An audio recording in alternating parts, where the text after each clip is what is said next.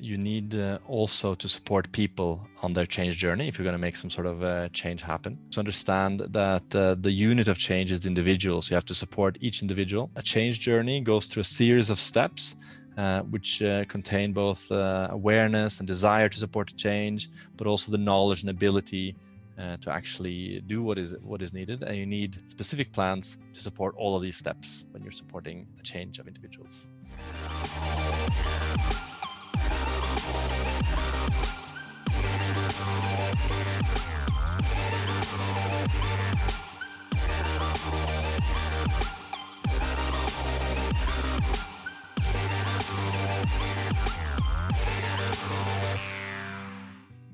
Hello, my name is Rolf Schmachtenberg, and I work as an organizational change manager for Husqvarna Group.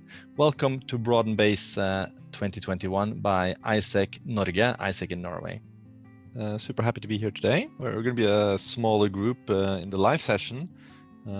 So we are going to work together as a group a little bit. I'll start clicking through. I just read this joke that if you call it a PowerPoint presentation, that means that you are approaching 40. So I'm not going to call it that. I'm going to call it what the hip young people call it, which is a slide deck, apparently. And I'm going to talk about organizational change management, which sounds quite fancy, I guess. Just as a curiosity, who here thinks they have an idea what this is about if I say organizational change management? And if you are on video, you can lift your hand actually physically, or you can, I think Zoom has these small hand symbols maybe. If you want to do that. Can I see what people are reacting, or is nobody reacting? No idea, Anna says. Well, then we cannot go wrong. Then we can only go upwards from there.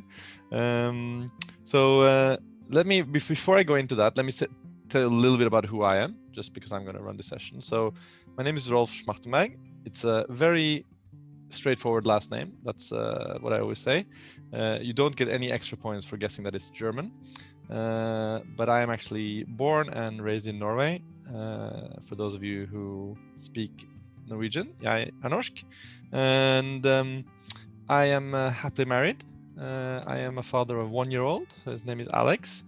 I'm crazy about sports, especially football, not very original, but I'm very passionate about leadership and people development. I actually live in Stockholm in Sweden, which is my 7th country of residence. So I've moved around quite a bit. I speak 5 languages, and I really love hiking, skiing, and running, like true Norwegian should, I guess.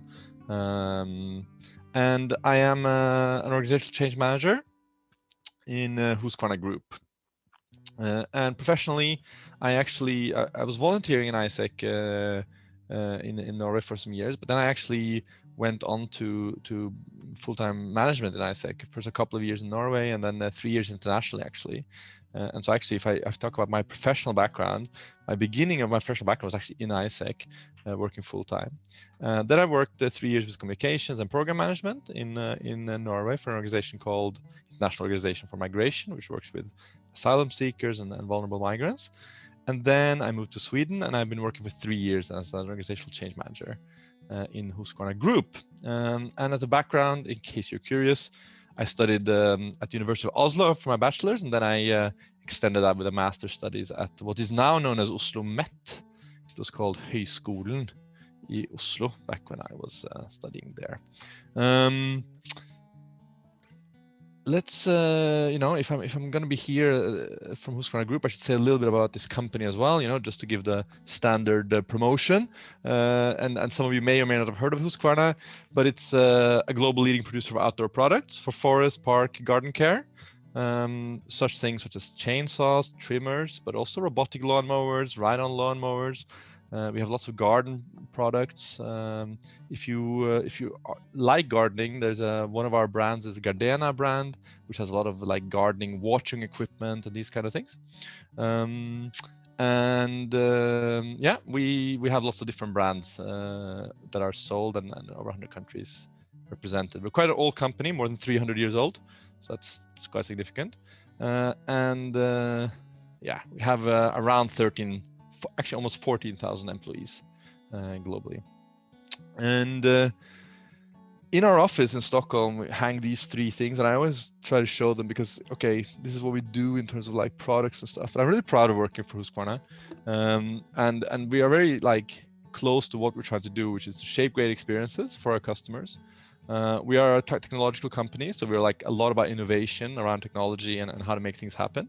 And it's a really strong value-based company. And in Husqvarna, it's like you are asked to take responsibility, and we call this, it starts with me. What can I do?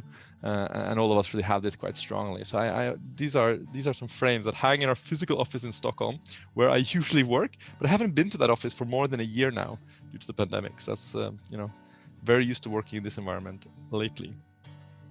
Okay, now let's jump into this change management business. What is it? Well, there's a definition here which says change management is the discipline that guides how we prepare, equip, and support individuals, so people, to successfully adopt change in order to drive organizational success and outcomes. This is ProSci, and I'm going to refer to some ProSci slides today because we use their methodology. That's a company that works market leader on change management, and then we use them quite a lot in our company. But this is like quite a theoretical definition, right? Like, okay, so what? But actually, the way that we say it more colloquially is that we say that change management is the people side of change. So when you have projects or you have things that you want to do, if the people have to change, not whatever you're building, not the technical thing, but the people, and you need to support them through that, that is change management, organizational change management. Now, the way you can look at that, and this is like one of those standard process slides, you can look at like a project that has some sort of technical solution on the top, and that can be anything. Like it can be, very standard would be an IT system, right? So I don't know, Zoom is some sort of that we're using today, some sort of IT thing, right? But if you need people to learn how to use Zoom, that's on the people side, right? So there's the technical development and there's the people side development. But it can also be things that are not IT. It can be if you're saying, well, we're going to change the way that I don't know, the layout of public transport in Oslo. But you need people not only to make that technical change, but you want people to change their behavior in order for that to be useful. Then that's people side of change. And that's what it is. Now we're going to go straight into practicalities. And those of you who don't have your camera on, I hope you can see my presentation, because I'm going to ask us to be a little bit interactive and not to be scared. And we're going to start with like, I was going to say imaginary project, but it's not very imaginary. It's quite real, which is we need more people to wear masks. And so today, we have been tasked by Folkehelseinstituttet, FHM, which is I don't even know how you translate that to English, but the Directorate of Public Health or something like that, I think is the right translation, in Norway. And the task is to get more people to wear masks. Yeah, that is the task. And we sit in a project. That project is called Project Mask. And this project in total has the responsibility for buying masks, for producing masks. We own factories and we own lots of money to buy masks. And we have a distribution network. We can get the masks all around Norway. So that's what the project does. And there are people in the project who are responsible for all these technical things. These are technical things, right? Buying masks, producing masks, distributing masks, all these things. But you or we are responsible for people actually wearing the masks. So to get them to actually do it. So that's our project. And the first, is it clear what we are trying to do here? Yeah? Yes. Yes. So yeah, some thumbs up there. Just for those of you who are not saying anything, I will interpret silence as compliance. So I will interpret that if you don't say anything, that means you agree with everything. That'll be how I interpret it. So just so you're aware of that. And the first thing we're going to do, and we'll do it together here, is we're going to try to make an elevator pitch. So we're going to try to describe why should people wear masks. And in general, this should try to answer at least 3 things, which is why, main thing. But not only why they should wear the mask, but why they should do it right now. And what if they don't do it? What is the downside of not wearing masks? and we're gonna use a methodology called popcorn style. So that means that when you have an idea, you can just speak out, because we're so few people, so that's fine. And we try to make an elevator pitch together, which is like short and concise. Why should people wear masks? Who wants to go?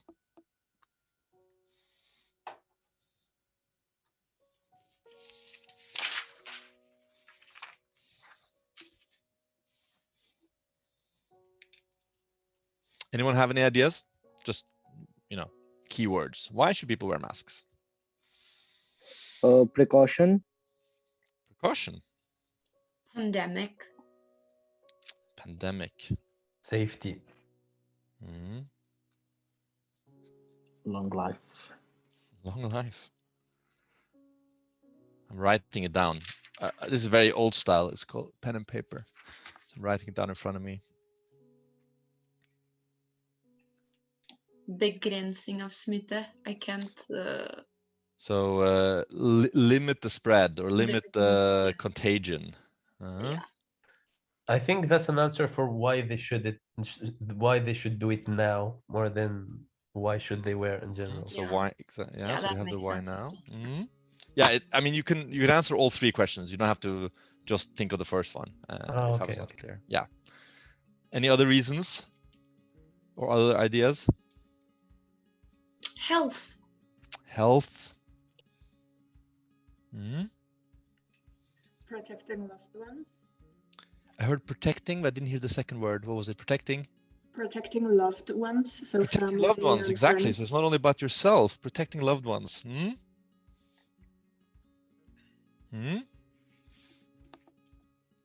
What is the risk if we don't wear masks? The last part here. Longer pandemic. Death. Longer pandemic. More higher number of infected. Higher number of infected, maybe deaths. Closed borders. Continued closed borders. Yes. No. No, My we don't want that. My heart. Yes. Okay. Anybody feel like creative and want to take some of these things that we've said and try to say in like a sentence or two, this is why we should wear masks. Anybody feel inspired?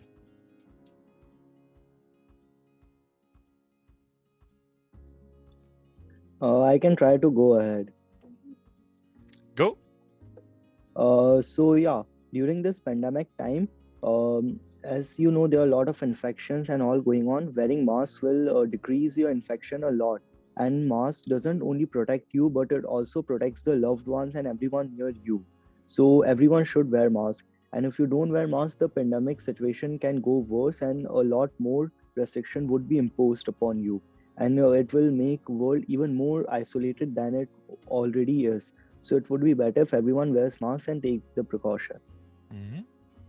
Great. I like it. So I wasn't able to write down everything, but you said something it's a bit shorter. You said during the pandemic time, there's a lot of infection, and if you wear a mask, you can protect people and make the world a better place. In essence, that's what you said. Yep. Great. Let's have that as our elevator pitch for now. I mean, we could work more on it and we could make it better. But what is he talking about? Why are we talking about this? I didn't think I was signing up for a health thing. Basically, this is the beginning of a change story. And in change management, the change story is very important, it's the beginning of a strategy and a plan, which is where are we going and why, right? So if you go back to our task, we're trying to make people wear masks, right? That's what we've been tasked to do. But if people don't know where that destination is and why they should even go on that in the first place, you're going to struggle in getting them to do that. And actually, Kushal had it in his pitch, which is he mentioned that to make the world a better place. So actually, our objective here is to limit the spread, make it better, whether that's open borders or protecting more people or ourselves, right? And that this is really why we are doing this. Now, the change story is the beginning of change management in some sort of project. Because if you don't understand why you're doing something, what's the benefit or the risk if you don't do it, then you're going to really struggle to get people to buy into it, right? People are really just not going to go there at all. And that's because when you are trying to support the change of individuals, they are moving out of a current state, right? So current way of operating through some sort of transition that's going to be difficult into a future state. And if they can't see the future state, then you're not going to move them through that. Here's some examples of, from a business perspective, the type of projects it can be. In our case, it's not a business project at all. It's a health project, you know, make people wear masks. And the current state might look something like nobody or few people are wearing masks, right? That's the current state. The transition is one where gradually more people are wearing masks. That's some sort of transition, but it's going to take some time. And then in the future, for like everybody's going to be wearing masks, for example. And maybe if you take like the long future, that's going to even stop the pandemic and like help us live in a better way, right? That's what we're describing here. And this change story, where the, like, let's say this elevator pitch is like the beginning of that is super important. And the clearer, let's say, you and everybody is on why we are doing this, the easier your change management is going to be. Obvious, right? I mean, this guy is just doing such obvious work. Well, what is a true unit of change? So the true unit of change is actually all these people. So when we're saying nobody's wearing masks, well, who's nobody? Well, nobody, if you talk about Norway as an example, and now it's much higher anyway, but it's a fictional example. We're talking about lots and lots and lots and lots and lots of individuals, right? One person and another person and a third person. And actually, each of these individuals have to go from a current state through a transition state to a future state, each individual. And if you're trying to understand change management as a discipline, and I work with this is my job, you really have to grasp the idea that, yes, if you're talking about from a project perspective, an organizational thing, you have objectives on a high level. You want, you know, public health, for example, or you want reducing a virus, but the change happens in individuals. And so you have to, that's the unit you're working with, individuals. So you have to figure out, how do I work with that, right? That's the key. Now, what does it actually mean to go through this? And we talk about three things. And, you know, we have all these fancy abbreviations. This is abbreviated SUP. First is speed. So how quickly can we get people to start wearing masks, right? The faster, the better. That's how quick the change happens. We talk about ultimate utilization. So that is, what is the total number of people in the end that we can get there, right? And you might not get 100% of the people there, but maybe you can get 95% or 90%, right? What's that percentage? So that's the second indicator you have when you're doing change management with individuals. And the third indicator you have is proficiency. And that is how well they are doing. And with the masks, I mean, we can sometimes laugh at it, but we have all seen the people who wear the masks under their chin, or the nose is not covered, or there's a lot of talk about people when they're putting it on, they're actually touching it so much that it's actually losing its value. So there's a level of quality and an ability there to put on the mask right and keep it right, that, yeah, if I have everybody wearing a mask, but everybody's wearing it on their head, that's probably not enough, right? That's probably not good. So the proficiency is really the quality of the behavior, which in this case has something to do with how well you're wearing it. And what you could say here, just on the mask example as well, is that one of the challenges, maybe it's better now, was that people were reusing masks a lot. So they were using a mask, like the surgical mask, they were using it not once, which was intended, but they were using the same mask many days in a row. And then, yeah, maybe you are, let's say, these people are wearing masks, but that doesn't really help our goal, right? So that's also part of their proficiency, some sort of qualitative element. And this is really what you're trying to achieve. So when you're working in change management, you're saying, this is the current state. These are all individuals that have to change. And our objective is to make them change as fast as possible, to get as many people to change, and for that to meet the proficiency level or the quality level that we needed to do. So SUP is what we use there. And again, we'll work on this together, all of us. Now we just had a pitch, right? But if go back to the project, okay, yeah, our task it is to make as many people as possible wear masks. And now we're going to brainstorm a bit together. what are all the things, and you think outside the box, inside the box, what would you do? You know, you got Camilla Stoltenberg's budget, and you're working for the government of Norway. What are all the things you would do to try to make this happen? And as you brainstorm, I will write down, and then we'll talk about it after. And anything goes.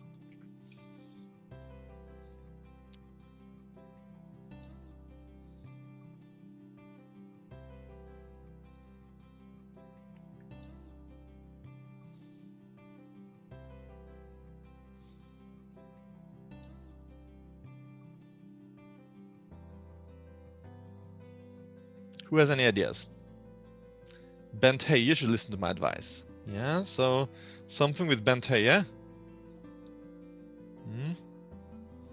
Gather all the FHI and the Helsedirektoratet and try to find a solution, as in, like, I don't know, try to make people wear masks everywhere, because that wasn't the case in Norway until a while ago, was it? And make masks mandatory basically everywhere, and limit the people that, you know, gather around, like limit it to 5 or 3 people.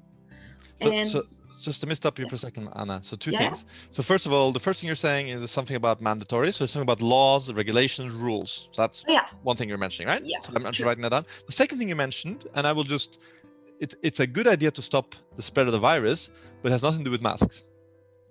3 to 5 people. So we are only on Project Mask. We are not on Project Corona. We are just on Project Mask. So just for us to have clear in our mind. But I agree with the suggestion. It's not that. It's just what's our project. Well, yes. Yeah. You had more ideas, Anna? I'm trying to think. We can create a peer pressure to make everyone wear masks, like, you know, putting billboard showing this is Joe, don't be dumb like Joe and not wear a mask, be smart like Jack and wear a mask, something like that. So it would be communications. It would be like indirectly shaming people for not wearing masks, like creating a peer pressure kind of thing. Like, we are not making it mandatory, but like, you know, just on a billboard, a guy without mask and just something written on the bottom like, this is Joe, don't be dumb like Joe, wear mask, be smart like Jack and wear a mask, or something like that. Yeah, it's a good idea. Emina has her hand up, and Juliana put her camera on. So who wants to go first? As you wish. Oh, sorry. No, you can go. I was thinking maybe if we want people to wear masks, maybe we should make masks accessible to people, a little bit more easier for them to get it, not having them to pay as much as we are now. And if we want people in their workplace do it, maybe the workplace has to come up with a solution that it's easier for their employees to get masks, both for personal use or at work. Yes, so involve the workplace somehow. Yes, really good. More ideas? Hey, Emina, you had your hand up before? Yeah, she basically stole my idea.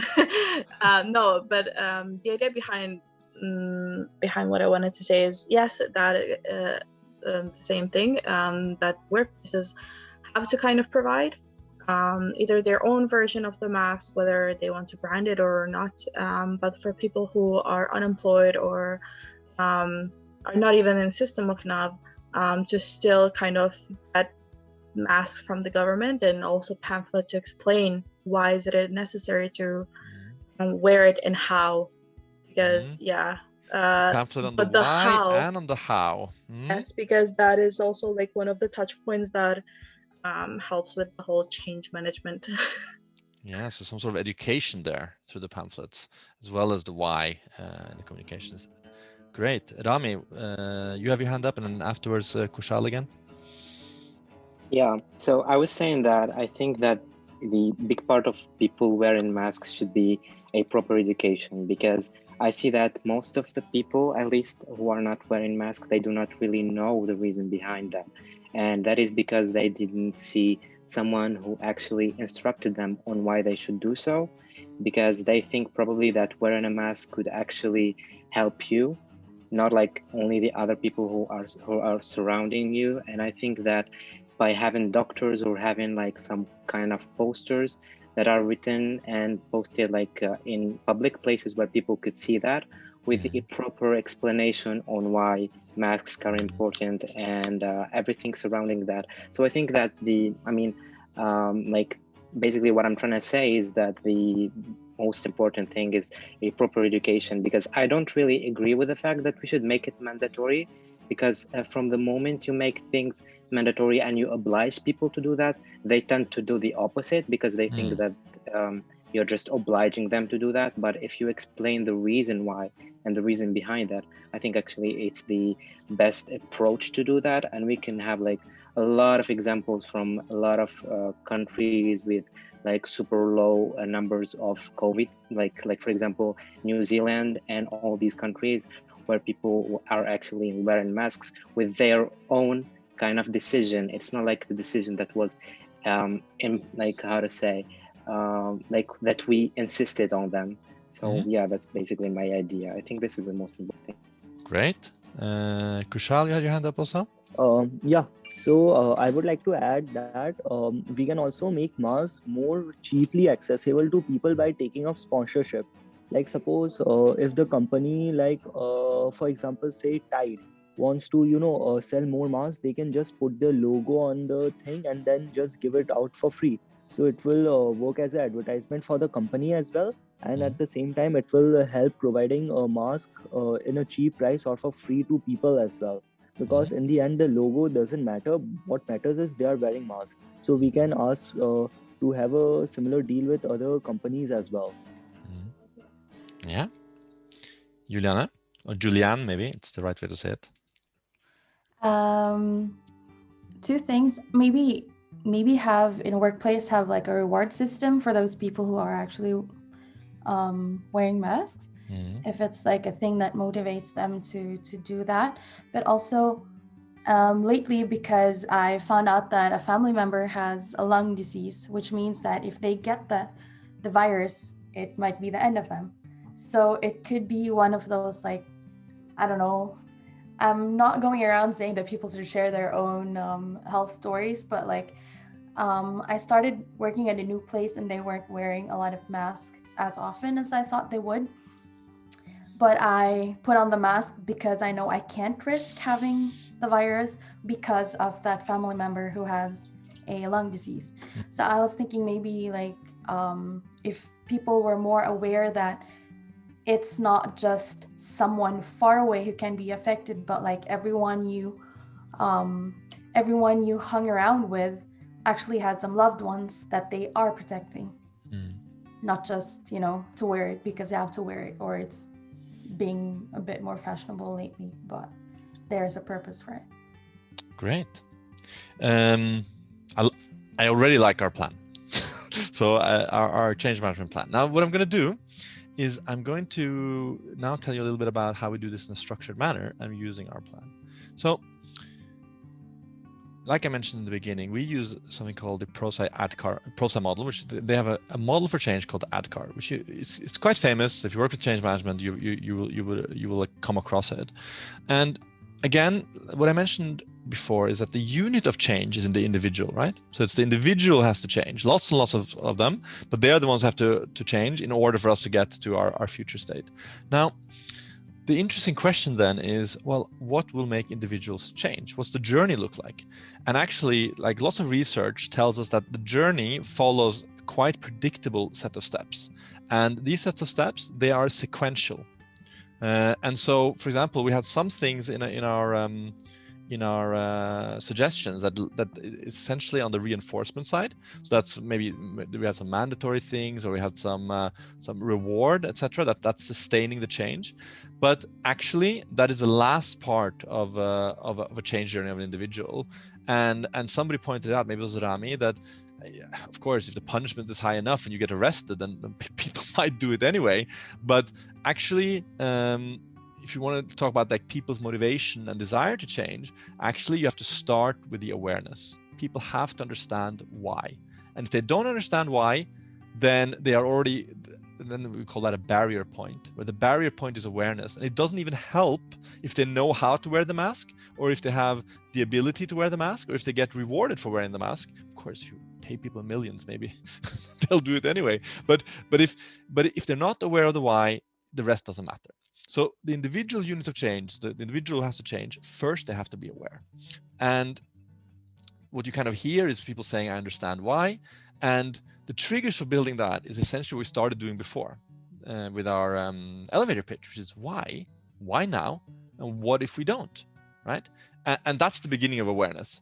The second step, and I'll just go through this, is desire. And desire is essentially the willingness to say, yes, I want to be part of this. I will support the change, which means I will wear a mask and I will tell other people that they should wear a mask too, or I will help them wear a mask, right? I'll be part of the solution, right? That only can come if you understand the why. So that's a second step. It cannot come before, so it's sequential. And here you guys mentioned lots of things. So you talked about what's in it for me, right? What are the personal motivators? So for example, for some people, if they have someone in their family who could be at a risk group, for example, that can be a personal motivator. For other people, it can be actually that I know that I'm helping people in society, and you guys talked about like communication campaign and advertising to drive that.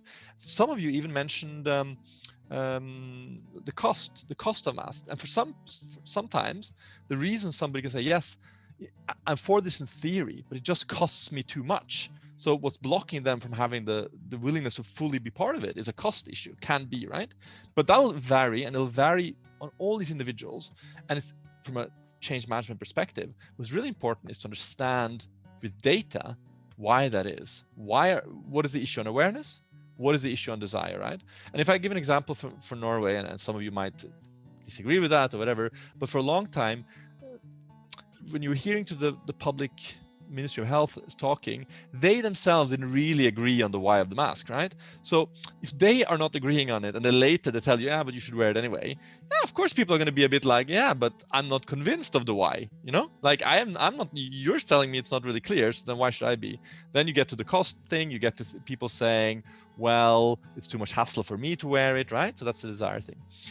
Now, only if you get past the barrier point to desire, only if people say, yes, I want to participate, only then does education, the knowledge on how to do it, become important. If you've ever tried, if you yourself have tried to learn something you don't care about, if you've been in a classroom and you don't care at all, it's almost impossible to learn. Your brain switches off immediately. If you have somebody who says, you know what, I don't understand why I should wear a mask, and I don't really want to wear a mask, and then you put him in a week training how to wear a mask, you know, personal instructor, mentorship, coaching, it's not going to help anything. They're going to start wearing masks in the right way because you're doing training. That's not going to help at all. For other people, maybe it isn't that hard to know how to change. So as long as you can get them aware and desire the knowledge, they'll catch it like this. You know, people are self-motivated sometimes. Maybe they don't need an education. If I want to do it, I can learn how to do it. There's YouTube, and you know, there's lots of way of learning. And then you get the practical, which is the ability. So the knowledge you can think of as the theory of the change, right? So this is how you put the mask, that's how you put it on. The ability, that is the actual behavior, right? And then what happens, for example, is maybe I know how to put on a mask, but then during the day I keep touching it, for example, because that's maybe it's a habit I have to touch myself or something. And actually by doing that, in theory, I know I shouldn't, but my behavior, it takes time, right? To change your behavior. And it takes some effort to change it, right? So that's the practicality. And there it can be practice, it can be coaching, it's the actual act of doing it. And I'm sure all of us who've been wearing masks, we are better at it today than we were the first day we were wearing masks, right? I mean, if you think about it a bit logically, it's become like a normal thing. In the beginning, it was a bit strange, right? Like we were like, well, can I even breathe in this? And now it's like, yeah, whatever, put the mask on. What else is new, you know? So that's your ability actually growing. And then you have the reinforcement, and that's mechanisms, measurements, sustainability, rewards, sustainment, not sustainability in this case. And you guys actually mentioned things that address all of this, right? Are you following what I'm mentioning here? Yeah, it's good. So again, I'm just recapping. Like, first of all, the unit of change is the individual, right? We talked about. We are looking at SUP, speed of adoption, utilization, and proficiency, right? And the change journey on this individual level is sequential and goes through these phases, and each of them might be a barrier point. And you need to understand different people and different groups will have different barrier points. For some, it'll be the awareness. For others, it'll be the knowledge. For some, again, it'll be like, yeah, I was wearing it for a while, but I wasn't really reinforced. There was no point. I was the only one in my whole company wearing a mask, so I stopped doing it, right? Like, I mean, this kind of thing. Is that clear? Do you have any questions on this model? Does it sound simple? Does it sound complicated? So just a little bit of clarification. So the process itself is sequential, right? Yeah. But the experience on the individual level varies. Yes. And some people might be at a different point, right? And so, so if you take a whole population, I don't know, 5 million people in Norway, I don't know, I'm making up now. 1 million might already be wearing masks every day. And it's no problem. They are already, there's no change to be done. You might have another million who are trying very hard. They understand why they should do it and they want to do it, but they are wearing their masks wrong. They don't know how to do it, right? That's another million. Then you maybe have another million who really don't believe in this whole mask thing. That's not really the point, and I'm not aware of it, right? So that's, or I've heard your reasons, but I don't believe them. I don't trust them, right? So, and of course, you cannot talk to 5 million people individually. So you have to start grouping people. And how you group people is a separate thing. I mean, in a company, you usually group by function or these kind of things, right? In a population, in Norway, you might group by demographics, or you might group by language, right? So people are talking about, so maybe for example, for certain people who don't speak Norwegian, it might be a difficulty that don't get the information, for example, right? So then you're grouping based on language proficiency, for example, or you group based on age, and you say, it's more difficult to reach those who are, I don't know, in whichever age group, right? 20 to 29 or 75 plus or something. So that's how you'd group, and then you would look within this age group, how's it looking? Where's the issue? Where do we have more challenges? Yeah, I hope you're learning something. I see some chat. I'm just going to look here.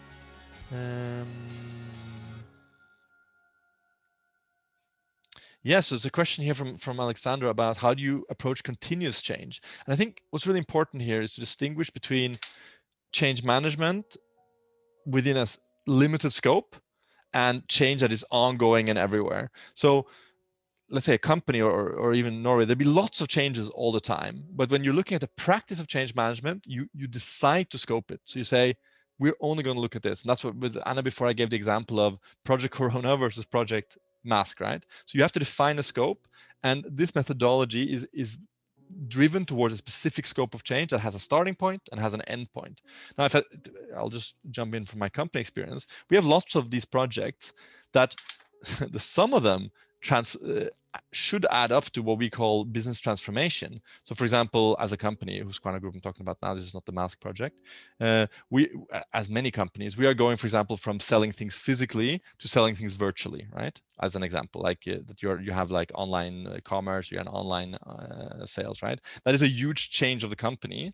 Now, that leads to get there, you need lots of different behavioral changes. You need lots of different technical changes. Like it's almost like a hypothesis. You say, if you change this, and this, we think we'll get there. But that transformation itself is more of an outcome rather than an output of a specific change approach. So what I work with, I sit on these kind of things that talk about the outcomes, but I'm always working on the concrete. That's in terms of my job, and that's in terms of organizational change management. Now, let's go to back to Project Mask now. Okay, on the top you have here this awareness, desire, knowledge, ability, reinforcement, ADKAR for short, right? And that's a sequence on top. Okay, and that's individual change. But how does our plan look? What do we do now? We talked about advertisement, we talked about education, we talked about lots of things, punishments and rewards, etc. And this is a way that you can then visualize that. What is it that will help drive awareness? Well, communications is super important to drive awareness, right? And we talked about, you guys had the various stories. You said you can have doctors, you can have pamphlets, you mentioned billboards. So in general, your communications, your advertisement, that drives awareness, right? And that's what we're quite used to. We're quite used to some sort of communication. I mean, we're in a communication society, so we're always being communicated something to be aware of something. But, and this is important, awareness of the why is not the same as the desire to support and participate. These are not the same. And so while the communications might help on the desire part, so on the support and participation, that does not get people through that barrier. And what gets people through that barrier is what we call sponsorship in a company, sponsorship or coaching plan. And you guys refer to it actually. Sponsorship actually refers to people who, let's say, are sponsoring the change. I'm using the same word, who are behind the change. So in our case, actually, who would that be? Camilla Stoltenberg was mentioned here earlier, Bent Høie was mentioned here earlier, or even Erna Solberg, the Prime Minister of Norway, could be mentioned here. And that is actually that you work with sponsors, and you have sponsors. You need to help us get people not only through awareness but also beyond desire. That's super important. I'll talk more about this in a moment, because I'm very passionate about this. Nakstad is mentioned here, right? And he's a great example. Because he is the face of the government in Norway, right? Like Nakstad is talking. Is there a day that he's not on TV? I think he's on TV every day, I think. And people like him, and they feel really relatable, and you know, it's like the guy. Then there's something here called coaching plan, and the coaching plan, that is really the one-to-one you're talking about here. And in our example, somebody mentioned companies. Somebody said, you know, you got to get companies involved, and they need to have their own schemes. That's exactly it. What you would do is that you would say, let's get the companies on board and empower the companies to have schemes, whether that's free masks or whether that's having in their meetings or in their town halls or in their things, have them talk about it, right? So it's not only the public campaign, you're having much more targeted approach down to individual people working. You could, companies is one, you could say schools, right? You could say anything. You could say libraries. You could say, I mean, you could really do that, right? But the idea here is, how do you get all the way down to the individual level, where somebody individual is talking to somebody else, probably virtually these days, who is helping them through the change. And that helps. And somebody here talked about, if you have somebody you know, if you have a role model, or if you have a peer-to-peer, right? There's nothing that helps people change as much as someone they trust. Talk to them one-on-one, explain to them, hey, I think it's a really good idea. I'll tell you why. What are your challenges about it? Can I help you, support you through that? Oh, but you need help to how to put it on? I can help you put it on. I can show you how to do that. I've been using it for a while now. That, you know, and then to get that encouragement as well, right? So the coaching plan goes all the way through the change journey, and is actually the most powerful part. And the reason I'm doing this exercise with you guys is that people talk a lot about communications. Like, communications is important. It's super important, but it does not bring people through the change. And that is the mistake that is done in companies, and is a mistake that is done in this campaign, because people keep communicating when actually the barrier point is not awareness. They keep communicating, it's not going to work. Now, I'll jump down to the bottom one, which is resistance management. We talk, like, resistance management is essentially, it's like a subset of the other elements. So it can be from the sponsor or the coaching, but what it is essentially each individual may have different reasons why they don't do it. And here we mentioned, for example, cost. And it doesn't matter how aware you are, doesn't matter how positive you are. If you can't afford a mask, you can't afford a mask, right? So then you have to address that specific point of resistance, which is the cost in this case, as our example. You have to address that specifically. Make it free, make it accessible, right? There could be other resistance points. There could be the resistance point of, I don't know, let's say for me, the masks that I've tried make me feel really claustrophobic. I've heard people say that, right? And then it's a question of, oh wow, is there something we could do about that? Are there different types of masks? I myself find that some of the surgical masks are much lighter on my face than other ones, right? For me, that's not a big issue anyway, but for some people it might be, right? So the specific resistance point might be, well, let's find a solution. Let's find the right mask, right? And there you really have to go into the specific reason. And the specific reason is rarely, oh, I just want to be difficult. I don't want to be part of this. You know, that's rarely a thing. There's actually real reasons behind it, and that's really important as well. And then, this is of course a little bit on a company slide here, training plan. But then, what about training education? Yeah, that's really important. But it's only important if people want. So if you get people beyond the desire, they say, yes, I want to participate. Then you need to figure out, well, if they want to, but they don't know how to, how do we support them, right? And the truth is, in my work as change manager, what I work the least on is training. And the reason for that is because it's not that hard. People who want to learn things, they are in the modern society, they are really good at learning it, and they learn really fast. If they want to learn it, I mean, there's external resources available in our company. We have some resources available for various things we do, and like, if you knew that somebody next to you would be like, they really want to wear a mask, like they really want to do it, but the reason they're not doing it because they don't know how to. Do you think that's the real problem? Like, I don't think so. Like, it doesn't mean you don't have those pamphlets, doesn't mean you don't have those things, but that's rarely the real reason, right? Are you with me on my explanation? But what people are used to talking about, they're used to talking about communications plans, and they're used to talking about training. They're not used to talking about sponsorship, coaching, or resistance management.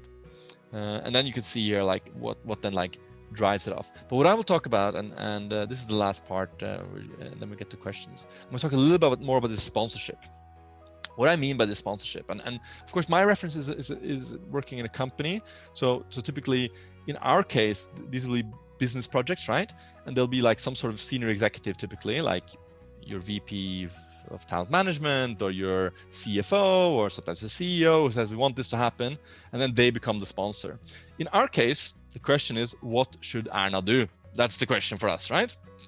So if you say, well, this is really a big project and it really goes all the way up to the top, this project mask, what in your mind, and just open up again for popcorn style, what would you think is the job of Erna here? Or of other sponsors? A sponsor is not only one person, it can be more people, yeah? So it can be reglene innførte. So there's a little bit about living the rules, which not for maths, but for some other issues seems to be a problem lately in Norway. So there's some, whether people are laughing at it or not, that seems to have been a recent issue. Yes, so walk the talk, right? That's part of it. They're the ones that are imposing the restrictions, and they're the ones that should be example for the people, because when you see a politician not behaving the way that they should behave, why should you? I mean, people are like, why should I? If she doesn't do it, why should I? So exactly. So I think Erna, in this specific case, I don't know if she was a bad sponsor for the Project Mask, but she was definitely a bad sponsor for Project Limit Social Contacting, which is a parallel project to our project, right? There she was a pretty bad sponsor because she had a lot of people in her birthday party, I think was the issue lately. Which is a parallel, it's not our project, but it's a related project, and it's not helping our project either, that she wasn't really good there. But what are the other things? You know, walk the talk, do what you say. That's one, really important. What else should sponsors do? What should Erna do, you think?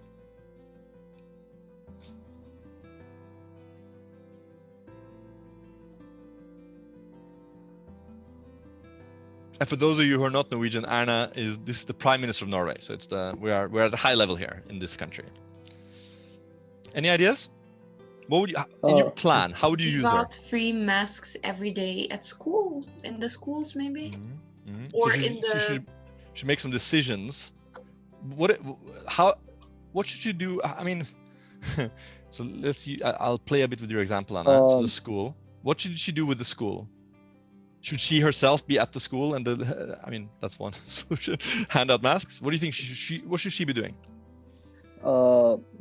She could do this. She could try to, show other people that she's not a prime minister of something, but she's actually one of those people, and like every other person, she's also facing the problem, and then she should try to become a role model kind of thing.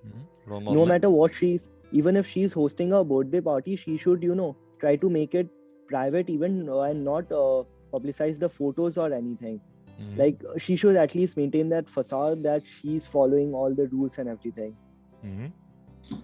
Any other ideas? I agree completely. So, but I want more ideas, more than the role model.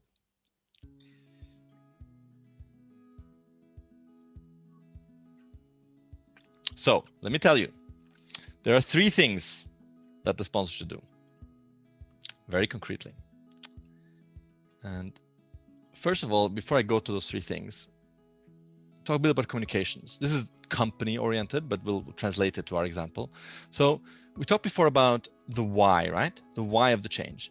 When is a change, in this case, is going to affect all of society, right?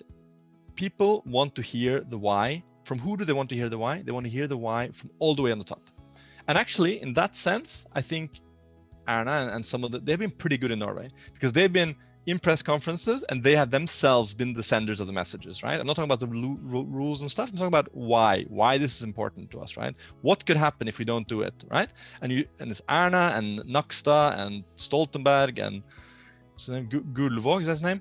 These Høie, and these guys are they are not delegating it down, right? They are not telling some secretary, yeah, you can say it. No, they are standing up front and they are saying it, and that's really important. But then the second thing, and that's a little bit on the coaching side I talked about before, this is in a company. Yeah, but what's going to be the impact on me? And what you mentioned, Anna, is she should have schools hand them out. When it comes to the individual wants to hear the why from the top, but I want to hear the impact on me from somebody who knows me and knows my situation, because I have at my workplace it's like this, at my school it's like this. So if I'm a pupil at a school, I want to hear that message.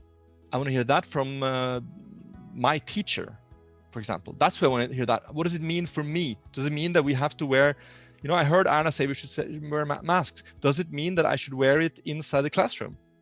There, I don't expect Anna to tell me that. I expect my teacher to tell me that. Yes or no, or this is how we do it, etc. Right?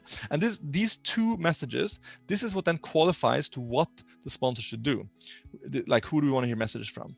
First of all, we want them to be actively and visibly participate in the project. So we want Erna as a sponsor and Høie, we want them to constantly show us this is important. And they're doing that. I mean, it's also an easy example because it's affecting all of society. But what can happen is that sometimes people will, they'll be there for the beginning of a project, and then they'll be like, yeah, and then I'm sure this will be fine. And then as soon as the leader walks out the room, then people stop paying attention too. So they need to be constantly active and participate. And this is also where walk the talk really matters, right? So what you guys are talking about, themselves wearing the masks or following the rules that they impose, right? That shows importance. The second thing, and this is what's really, it's really difficult for business leaders, it's really difficult for everyone, is what is known as build coalitions. And building coalitions means that Erna needs to look at who are the other people in society who really impact and influence, right? So if we say that, for example, schools is a key arena and we need teachers to go, then I need to build an alliance. If it's my own minister of education, that's one thing. But for example, I don't know if you guys have paid attention to it's quite a lot of conflict between like the government, the national level, and like the municipality, for example, in Oslo, which is a different political color, right? And sometimes disagreements that come to the public were like, yeah, but I don't agree with this policy, I don't agree with that policy. I don't know if you guys are aware of that, but actually this is about alliance building, where you say, I need you to support our policy. I need you to communicate the same. And that's, leaders need to build alliances across. So not only downwards in their own organizations, people who report to them, but across, right? So in this example, it would be for Erna to build alliances into what in Norwegian is known as Kommune-Norge.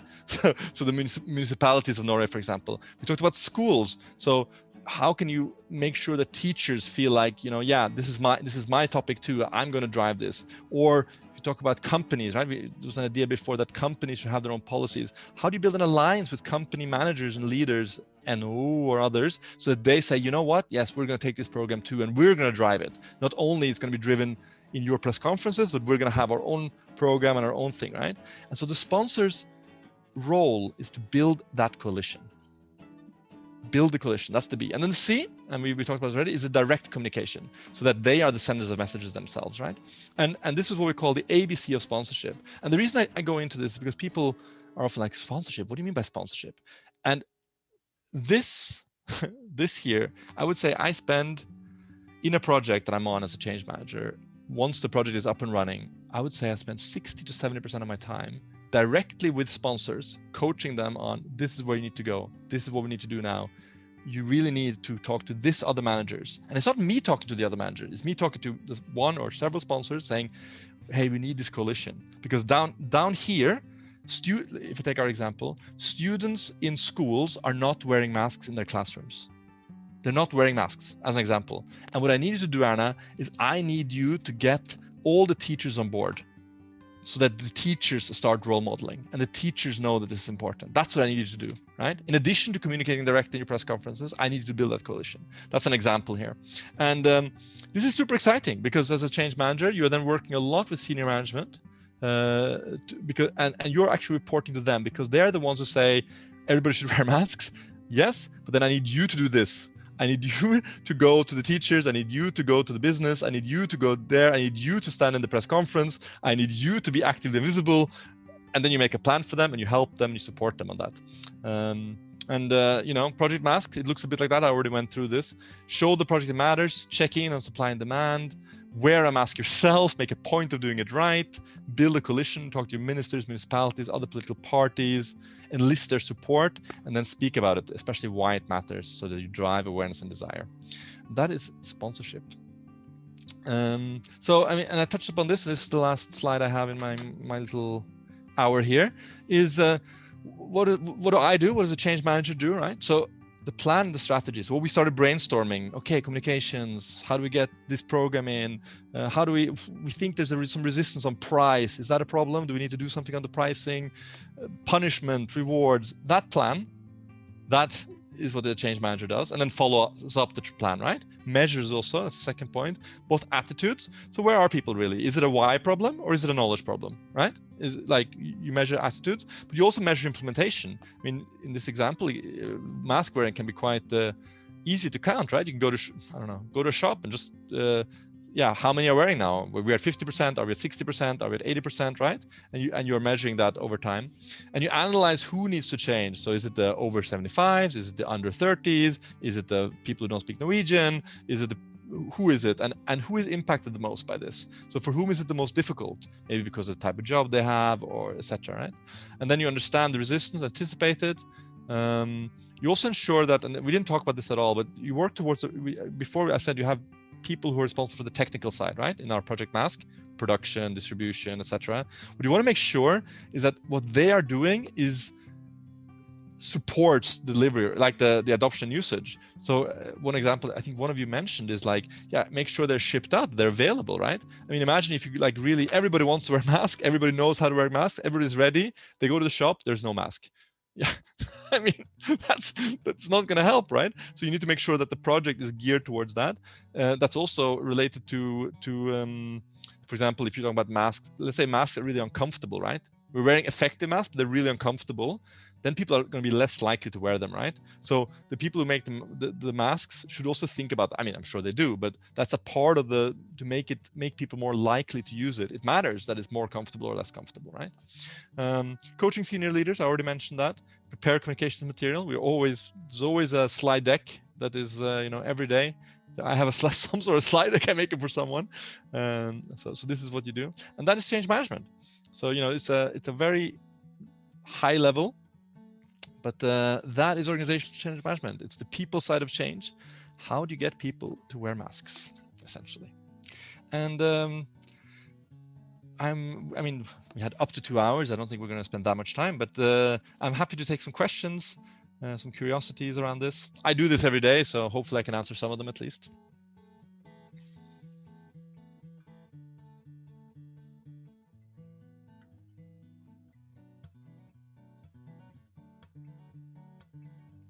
Something in the chat I was going to see here.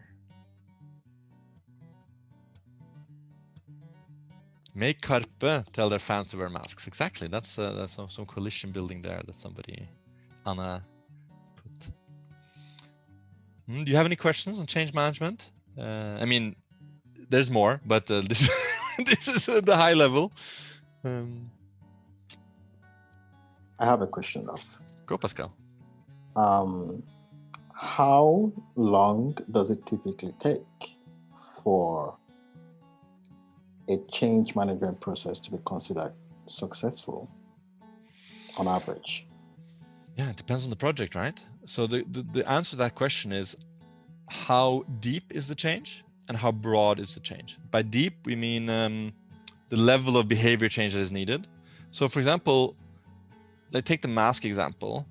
Like, to wear a mask, my assessment is that it's not so difficult, actually, but you might have a lot of resistance for other reasons. People don't believe it or so forth, right? So then what takes time is really this awareness and the why and driving that. And that can take a lot of time. But actually, if you get people to want to do it, then it can go pretty quickly, as an example, right? There are other changes that, and I mean, I work in a company, right, where sometimes people's job is going to change, right? So they're going to go from doing one type of work to a different type of work, where they have to be retrained, and they have to actually learn new sets of skills and new sets of things. And there, depends on the individual. Some people might be super positive to that, say, yeah, okay, I'm willing to do that. But actually learning those skills and becoming proficient in them and good at them can take years. So it really depends on how deep the change is, and then how broad it is. If you're the mask issue, I mean, if it was only about convincing one person to wear a mask, yeah, that's a pretty simple project. But if you're going to make 5 million people wear a mask, or 7 billion people wear a mask, then it's a broad change, right? It's really complicated because it's so broad, and so that drives it. In a company context, typically what we're talking about is projects that have anything from 6 months to 2 years. That's typically how long our projects last, and by the time, you know, after a year or two, we want to be at the point where the change is sticking, as we say. So that's where I'm operating usually. Sahil. Yes, I have two questions. First question is, what are the biggest obstacles to organizational change? What's the biggest obstacle in general?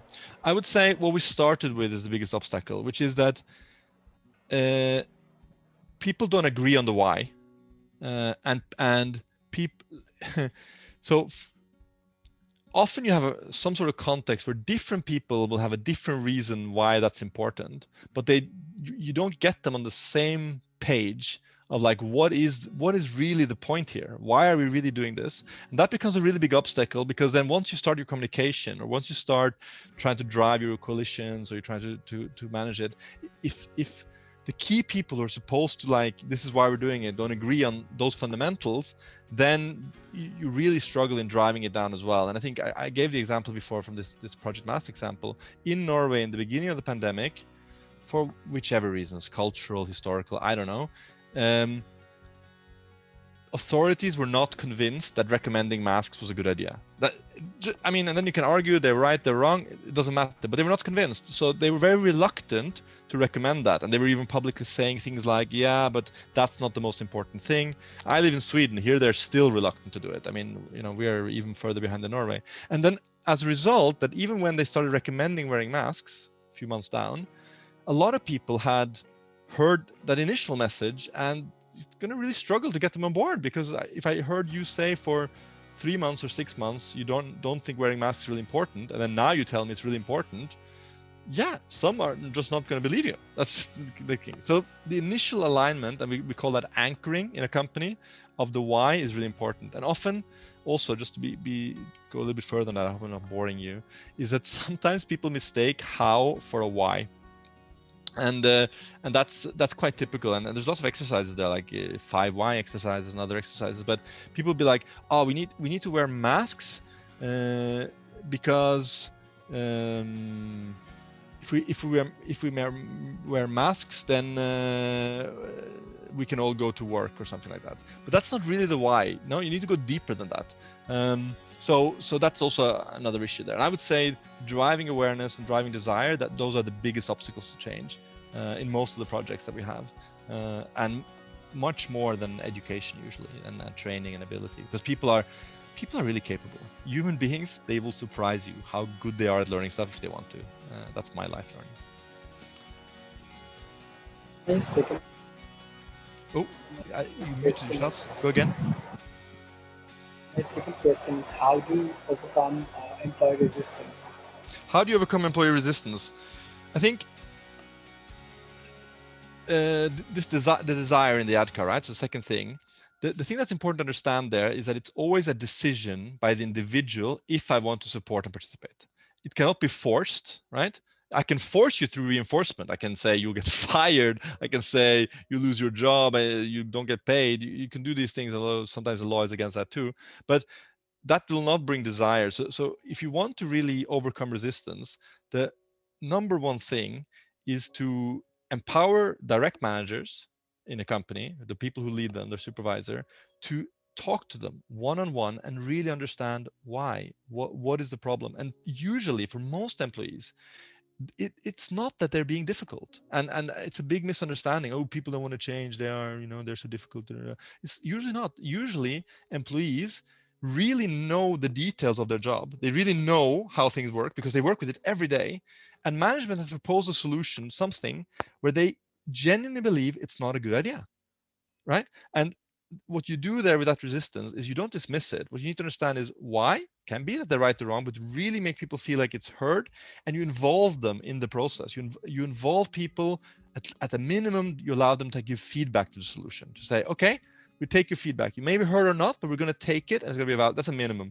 Or you have them involved in design, saying, okay, if that is the challenge, how could we overcome that? What can we do about this thing so that that is addressed? And typically, people are very willing. The people who are the biggest resistors are typically the people who can be your strongest promoters later on, because they are the one. They are not being difficult. They know more than you. That's the truth. And so listen to them, involve them, engage them. But in order, from a change management perspective, to do that, I have to work with those leaders, their supervisor, for him to be able to have that conversation. Because the quality of our leadership varies in a company like everywhere else. Some leaders are like, oh, I don't have time to talk to those people. They should do what I say, right? And then you're like, yeah, well, that's going to come back and bite you. If you have that attitude, I advise you to not do that. Have one-on-one conversations, and then you track them and you support them. You say, yeah, but what are we going to talk about? Well, ask some of these questions and see and just listen, for example. So it's a long answer again, but how do you overcome employee resistance? You listen is the answer.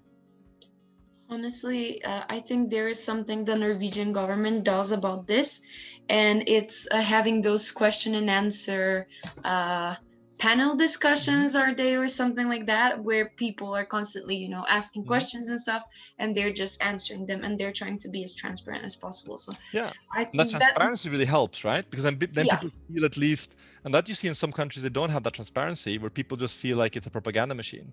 I think that the Norwegians are succeeding with, actually, that even the dissenting voices are given space. Yeah, that's the case with us in my home country. There is no such thing as question and answer and stuff like that. So people think everything is a propaganda, and they think it's a theory, conspiracy theory, and it's all chaotic. Cool. I see one more hand. Is it Rami? My screen is like shiny here. Or is it Julian, maybe? I'm a bit unsure. No, it's Rami. Yes. Yeah, so actually my question is a bit connected to the previous point that you were just mentioning, and it is like, we often are like managers at our jobs, and we often get also some orders from upper management, and we often have to kind of pass that information. Let's say it's a new process that we are implementing in that company and everything, and sometimes as a manager you do not really agree on that point, but you have to somehow pass it to like let's say agents or some people who are like under you in the project or whatever it is, and you kind of have to kind of convince them that they are supposed to do that. But like we know that big part of convincing should come from you as a manager, as you've already mentioned. You have to believe in something in order to make it possible. So how would you actually advise us in such cases where you don't really believe on what you're going to like impose onto people, like to follow? I think what you're mentioning is super relevant, also in the company context and other ones. So the line manager, right, exactly like you're describing here, they are the ones who are supposed to drive the change in their line with their employees, right? And what you have is, if you a well-designed project, you would of course try to involve these line managers, right? At some point, similar to the question from before from Sahil, because they might have resistance, and then you do the same with them, right? Up the line, involve them at a minimum, take their feedback, give input, etc., so the concerns can be addressed, whatever resistance they might have themselves. And what you also are pointing out, Rami, is that actually, if you want somebody to drive the change, they themselves have to go on the change journey first, right?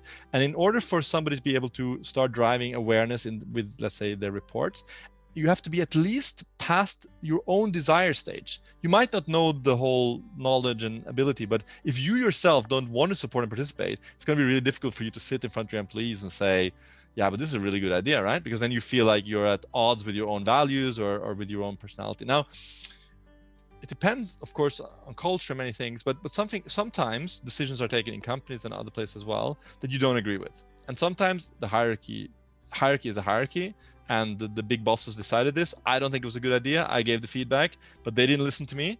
But what you, I think, you can do then as a if you're in that position, is that you can be open and transparent in a constructive way with your employees as well. And what you can do is you can sit in a meeting with them and say, hey, some of you might know that this specific solution was not my original preferred solution. However, I believe that it's important for our company that we all, in the end, come together around this. And I have decided that despite it not being my preferred solution, that I will support it and I will do the best for our department or for us to make this work in the best way possible. And I would like you guys to do it with me. And by saying something like that, you can then stay in coherence with your own values, right? You can be clear that, yeah, it wasn't my number one solution. I might not agree with it, but I want us to make it work anyway, right? And actually, leaders who have that ability, what you find is that they get their employees with them even more on the change that they're originally against or not convinced of. So there is both, to answer your question, Ramin, it's both like a good project involves middle management to an extent so that they can have clarity. It might be awareness, it might be resistance, it might be different things, but also good middle managers have the ability to then lead with integrity, even in things that they may not agree with completely. And so it's both of those, I would say. Yeah, that's cool. Actually, I like the idea. Yeah, it makes a lot of sense actually, and it also gave me some kind of good idea, because actually I'm in that position right now, and I think that we can kind of like if you make, let's say, get the people who, like your employees, let's say, to believe in the idea that you're saying, even though both of you are not believing, they can somehow kind of collaborate into finding out the root cause of why that issue of like that idea does not work, and we can collect experience, like examples, so we can share them later on with the upper management to somehow like try to get rid of that idea or anything. So that actually works. Thank you. And I think just to add one more point, I think it's a really smart question, Ram. That's why I'm stuck at it. Is that even though you might disagree with the specifics, you could at the same time you can believe that, yeah, but if I don't think it's for the good of my company to sabotage it, right? Like, you know, because if I sabotage it, then we'll create a lot of problems, and not only for me personally, which might be an issue as well, but that might create a lot of other problems that I don't think are good for the company, right? So sometimes it can be coherent to say, yeah, I don't agree with that solution, but I do believe it's the best way forward, that we now make it work the best we can. You know, that you can make that coherent, and then you can choose to participate in the change, even though it is not your preferred change. As a manager, for example, right? And as an employee as well, you can do that. And this, what we do in our company actually is we have courses where we're training managers on this, because it's a challenge that they face, right? Exactly this, where they're like, yeah, but I don't believe in it. How can I lead it? You know, but my boss upstairs has said so. We'll just take a last question from Amina here, because you know, everybody gets hungry, and when you get hungry, you get hangry, and then, you know, you don't know where that ends. So Amina asked if I have interfaces also with HR. Yeah, I would. Yes is the short answer. Like lots of this change management interfaces with the parts of HR that have to do with leadership development, people development, and coaching. And typically, there's a strong interface there with HR, both on supporting leaders, but also on coaching the leaders. And also we work a lot with HR for them to be aware of the change process. So when they are working with their leaders, they understand how to do this. So that's an answer on that. I'll show one more slide just for fun. How can I become a change manager? If any of you want to do that. I mean, I speak from my own experience, right? I'm a change manager. And I think one of the most important things that I did was actually what I talked about in the beginning. I got leadership management experience. I did that through AIESEC. So I spent 5 years in a full-time leadership management experience in AIESEC. When I was on the MC, which is what Pascal here and some of you are on, like, it's really bad pay, and sometimes there's no pay at all, and it's like really tough, and it's not like a good, from a money career perspective, it's a really bad choice, like really bad choice. But the hours, weeks, months, they pay back many times. And like, I have experience from then that goes far beyond people way my senior, and that allows me to sit in these conversations, right? Like to support the senior leaders in their struggles, because I have had those struggles as a manager. So that's one. And joining AIESEC or other organizations where you can get that experience, like, I really recommend that. Take an interest in people. What motivates people? What drives them? Listen to people. How do people react to things? And learn how to coach. You know, there's free courses and online coaches, but how do you coach people? How do you ask powerful questions? It's really cool. Then communication skills is really important. You have to be able to speak well, write well. You have to know how to present, how to make PowerPoints or slide decks, as we hipsters call it. You have to be able to speak in videos. So developing that, you know, finding opportunities where you're outside your comfort zone. I think if you want to drive a big change plan, you have to be structured and organized. And as opposed to what people think, this can be learned. I used to be a mess, and now everybody's like, "Oh, you're so structured. It must be in your genes or something. It must be because you're German," they tell me. And my teachers when I was a kid, they would definitely not say that. So that is also something that is learnable. And then you can apply for internships and roles in both project management, because most project management, even though they might not call it change management, they have an element of this in them. And for example, my company, we are opening internships through AIESEC in these things, and we're doing so in this spring and in the autumn as well. And then you can, of course, get certified. So, I mean, I study a lot of decks from ProSci, which is what we use, and they do certification of change management. Typically, it costs a little bit. It's not for free.